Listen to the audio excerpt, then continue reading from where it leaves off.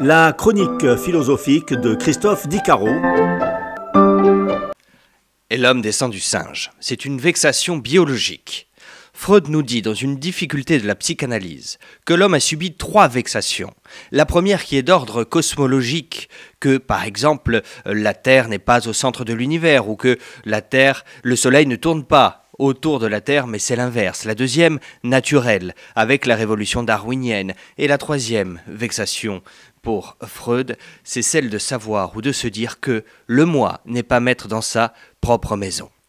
Alors, dans son ouvrage « Une difficulté de la psychanalyse », Freud va nous parler de certaines topiques. Qu'est-ce qu'une topique ? La deuxième topique freudienne va nous emmener dans les instances de notre inconscient.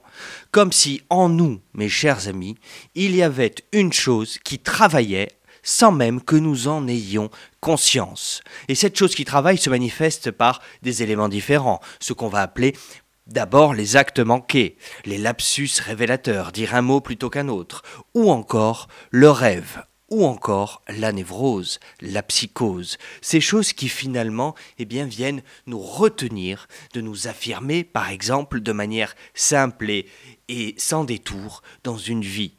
La névrose, c'est une chose qui relate, qui est le résultat de choses que l'on refoule, de traumatismes.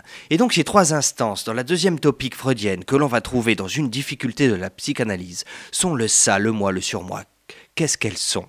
Qui sont-elles ? Le surmoi, par exemple, va être le réservoir de l'éducation que l'on va recevoir, d'un côté. Le ça, le réservoir des pulsions. Le moi, notre être au monde. Le problème, c'est que tout le monde se déchire à l'intérieur de nous-mêmes. Et le moi, ce n'est que la portion congrue, cette face visible d'un iceberg qui s'exprime au monde.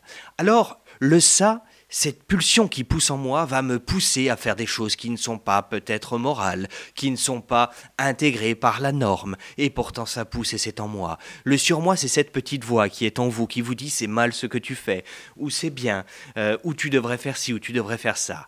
Et donc, ces 2 instances qui se rencontrent peuvent être explosives. Soit on les dépasse et on les guérit parce qu'on a dépassé nos névroses et nos traumas, donc notre ça n'est plus très prégnant, notre surmoi n'est plus très présent et le moi s'exprime correctement. Soit on a laissé vaincre toute cette petite voix en nous et puis ça donne des choses qui peuvent être extraordinaires.